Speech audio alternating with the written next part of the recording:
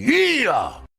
What's going on, ladies and gentlemen? Welcome back to the Fringe. When it comes to elections, especially as we play with the idea of a federal election possibly coming before the 2025 deadline, many questions need to be asked. One of the most important questions is, are our elections going to be free and fair? We all know the answer if you're watching this channel, if you're somebody who watches this channel regularly. The common answer is no, they certainly aren't.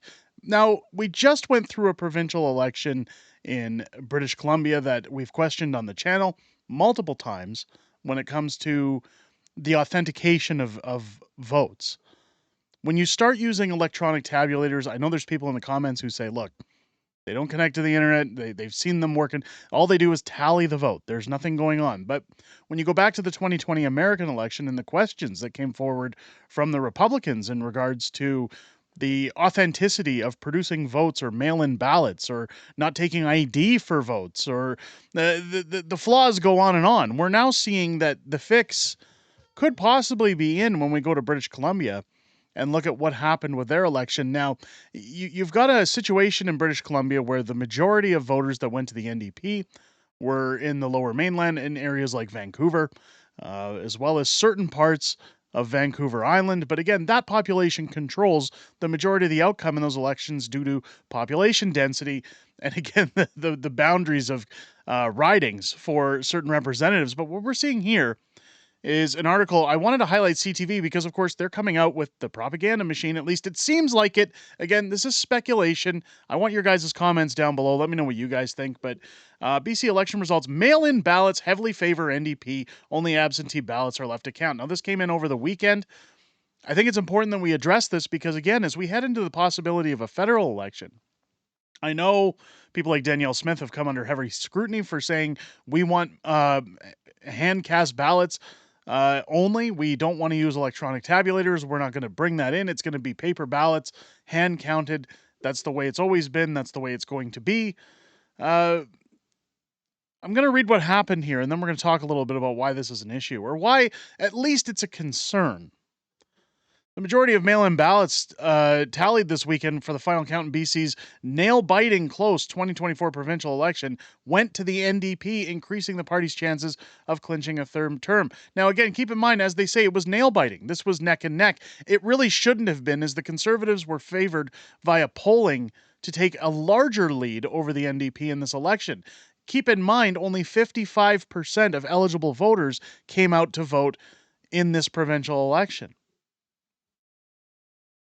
Of the approximately 43,500 mail-in and assisted telephone ballots counted Saturday and Sunday, 55% went to David Eby incumbent BC NDP, while only 32% went to John Rustad's BC Conservatives. The BC Greens took 10% of the votes. Again, I know there's a little bit of a riding for the Green in British Columbia, but the rest went to a mix of independent and third-party candidates. No ridings have changed hands, though the NDP has strengthened its lead significantly in several close ridings and nearly eliminated the gap with the leading Conservative candidate in another. Elections BC will not be updating the final count again until Monday, when roughly 22,500 additional absentee ballots will be tallied. The agency is expected to announce the final results the same day. After a long week for politically engaged BC residents, as well as Canadians, again, we're keeping a close eye on this election, who have been left without a clear picture of who will form their next government. Two ridings where the NDP has taken a more comfortable lead are Juan de Fuca, Malahat, and Surrey City Centre, where automatic recounts have triggered because of the party's candidates were ahead by fewer than 100 votes in the initial count. You'll remember last week as we highlighted this election, there were some ridings where it was merely down to one vote that the NDP overtook the Conservatives. Those recounts, which only the same votes that were tallied on election night, began Sunday afternoon, along with a partial recount in Kelowna Centre. The NDP's Dana Legwens, I'm sorry, I can't pronounce that last name, was initially beating Conservative candidate Marina, again, long name, I apologize, Juan de Fuca Malahat was winning by just 23 votes, but the mail-in ballots counted this weekend have increased its lead to 106. So again, pardon my verbal diarrhea. The NDP were beating the Conservatives um, by just 23 votes. But the mail in ballots counted this weekend have increased that lead to 106. Again, the question comes forward on the mail in portion of this election.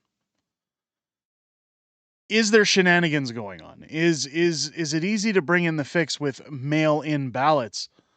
Again, I have questions as to how you account for the validity of these votes, how you authenticate these votes. I don't know. In Surrey City Centre, it was a similar story for the NDP candidate who extended their lead over the Conservatives from 95 to 178. Again, these large jumps. Elections BC approved the partial recount in Kelowna Centre due to the transcription error of one vote that has identified between a ballot account and a tabulator tape, the agency said in the news this week. The discrepancy is likely due to an election official error, the release said. While the tabulator in question passed all testing and produced results accurately, a recount of the ballots counted by the tabulator will be conducted as a result of the ballot account error. So again, they're going through the motions here. The Conservative candidate, Christina Lowen, led the NDP's Loyal Woodridge by 148 votes in the initial count, but saw her lead sink to 72 votes after mail-in ballots were included this weekend. Recount results from Surrey City Centre and Kelowna Centre are expected Sunday night, while the results from one Defuka Malahat won't be released until Monday, today. NDP catching up in Surrey Guildford. Again, the closest race in the province heading into Monday was Surrey Guildford, where Conservative candidate led the NDP incumbent by just 12 votes. In the initial count after election night, the lead was now 103 votes. Two other races, Courtney Comox and Maplebridge East, each held by the Conservatives, were within 1 percentage point on Sunday afternoon, similar to Surrey Guildford and Kelowna Centre. Both saw lead narrows in the weekend's final count. So what we can take from this, and again, the question I want to ask everybody is, I'm not coming out and saying, I know definitively that elections are rigged, that you know, the mail-in ballots come in at the end. What I don't understand here, and maybe what people can chime off in the comments is the process as to why, when these ballots come in advance, they're not counted ahead of time, they're not sealed somewhere. Essentially, when you look at, again, as an outsider looking in, when you look at what happened in the United States with the very rational, I feel, questioning of Dominion voting machines, when we saw video of people bringing ballots out from under tables after polls had closed, when we seen multiple proof of shenanigans occurring in elections, do you feel that this sudden uptick in votes or downtick for other ridings is valid in the BC provincial election? I'm not trying to sound like we're whining because the Conservatives didn't win. Ultimately, at the end of the day, it's up to the voters to decide. But when you look at polling, when you look at the numbers, the statistics, when you look at everything leading up to that election, I don't believe that this was supposed to be as close of a race as it turned out to be.